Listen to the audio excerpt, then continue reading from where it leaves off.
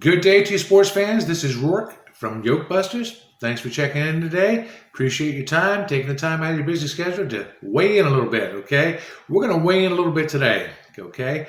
Going to share a couple stories about some things that have happened recently. But just to let you know, I come across, I must be like a magnet out there attracting people that are just kind of looking for their own path of truth, trying to understand what's going on with the whole kind of virus situation, what's going on in the world a little bit. Some of them people critique me heavily for kind of, not because I'm sharing like negative stuff, but because I'm not like hugging teddy bears and out petting the pine tree in the back garden, okay? Don't get me wrong. I'm all for loving one another, caring about one another, our families, our communities, kind of shining light in places. And we realize that the world we live in, there's a lot of dark stuff that's coming into the light right now, okay? That is a lot for people to handle. That's a lot, okay?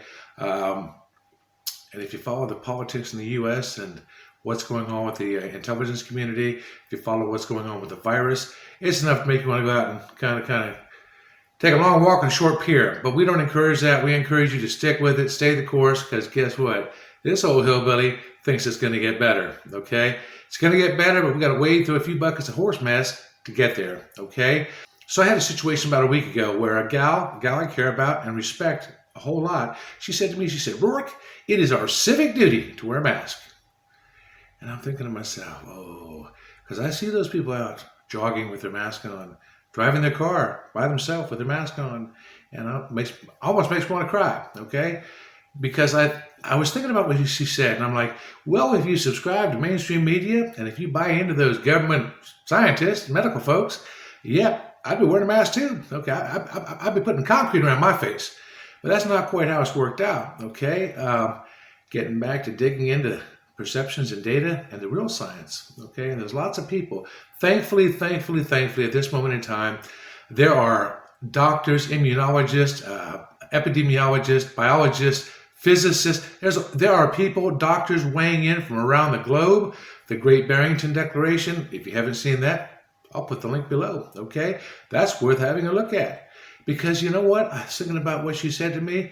It's our duty to wear a mask. And I'm like, well, I think it's our civic duty to become informed.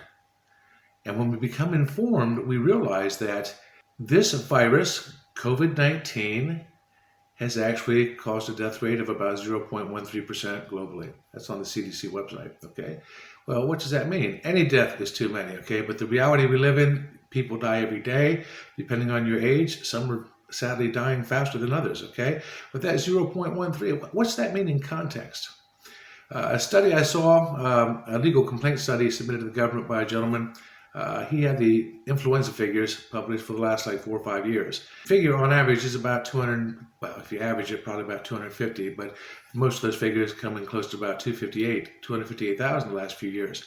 And if you look at the influenza stroke COVID deaths for this 2020 to date, it's about the 200 mark, so it's on track to be about 250, 258 by the end of the year, which says what? What does that tell you? It tells you that what we're seeing death-wise is comparable to what we would expect in a normal flu season for pretty much any given year.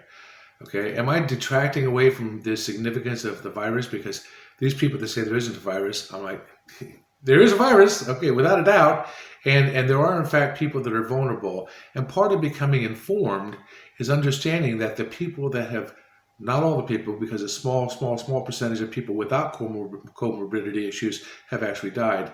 But in reality, those that are vulnerable, the elderly, the infirm, those people with comorbidity issues, they without a doubt need to be shielded. We need to protect them.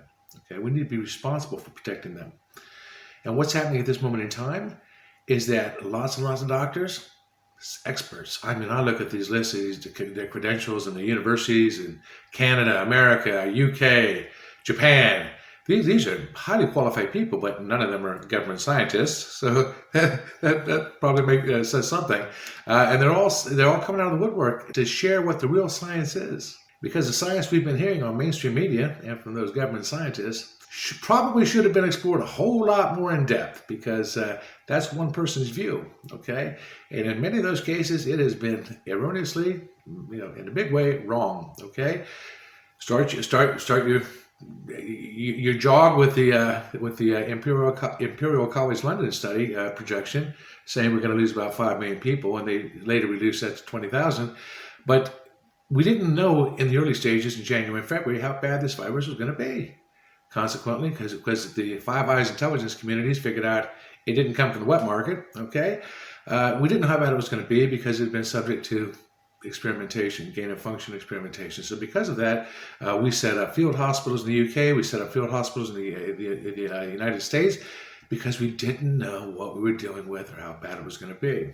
But in retrospect, as this thing progressed and maneuvered and worked its way through lockdown 1, lockdown 2, and now regional lockdowns, we know that yes, there are people dying from the virus. Yes, those are in most cases those that are vulnerable, which we have an obligation to protect, and that the numbers that we're seeing are in line and with the normal flu numbers we see for a given year. I'm not discounting the significance of what we've all been through, because it has been trauma, carnage, and bloodshed for a lot of people. The amount of people that have suffered socially, mental health-wise, the people that have not been getting cancer treatments and other treatments in hospitals because people with heart issues are afraid to go to the hospitals to get cared for, and in many cases the appointment's getting canceled anyway. I've had a few of those canceled. Okay, but the reality is, do we have an obligation to just put a mask on and be ignorant?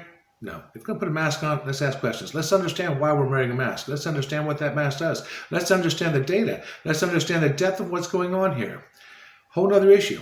The doctors, lots of them qualified people, hundreds and hundreds of years of experience between many of them. What do they tell you about the masks? Okay, putting a mask on to stop a virus is like sticking a fence post in your front garden to stop a mosquito. Okay, if you want to jack your carbon dioxide levels up to 8,000 parts per million, which is kind of toxic for the EH40 standard, okay, on contaminants, if you want to do that and turn your body from alkaline to acidic and allow your body to become a kind of cancer farm with that mask on, that's up to you, okay? That's up to you. Follow the guidelines. Put that mask on. Come in here, put a mask on, okay? If you want to regurgitate your bacteria, because other than having your number 2 in the morning, most of your waste during the day comes out through your mouth and nose. So if that bacteria is going into your mask and you're slurping that back into your body, that's probably not a good thing. And then the oxygen saturations below about 16.5%, it becomes a grave problem. But nobody, last time I checked, nobody on planet Earth has the ability or the authority to restrict your oxygen saturations, okay? It's about asking questions, okay? So if we're going to wear a mask, let's understand why we're wearing a mask. Let's understand, let's become informed, okay? Let's become informed of what that's doing to our body. Let's become informed about what that's doing to our mental health, our children's mental health, our friends, our family, the people in our community. What's it doing? Social distancing. Did any of those models, Johns Hopkins, Washington State, Imperial College London, did any of those models call for wearing a face mask and for social distancing? The social distancing thing, the social use of that word is a psychological operation. Did they call for that? No, they didn't call for that. They didn't call for either one of those. I hear on the radio every day, because I'm out driving, doing my job and stuff like that, and I hear these radio announcements, radio advertisements from the government every day. They are laying on such a guilt trip, it's unreal. I wear my mask to protect my granny. Hey, I get it, man. If your granny needs protected, okay? But don't lay a guilt trip on me, and don't do NLP on me 97 times a day, okay? We're supposed to be intelligent adults, responsible adults, tax-paying adults, caring for our community adults, and we don't need NLP replicated on radio every 6.5 minutes telling us and making us feel guilty for not wearing a mask. When I see those people jogging wearing a mask, I could cry. When I see that guy driving his car on his own with a mask, I get it. I'm not going to beat people up for wearing a mask, but we need to think about why we're wearing one, okay? And the effect that it's having on us. And if you look at the figures will tell you we need to ask lots of questions, okay? Do we need to wear a mask? I think our civic duty is to become informed. That's about it for today. Ladies and gentlemen, coming up to 10 minutes. If you like this stuff, give us a feedback below. Thumbs up, thumbs down. We can take whatever feedback you want to share. We appreciate you tuning in. This is Rourke from Yoke Busters. Till next time, stay strong. Bye.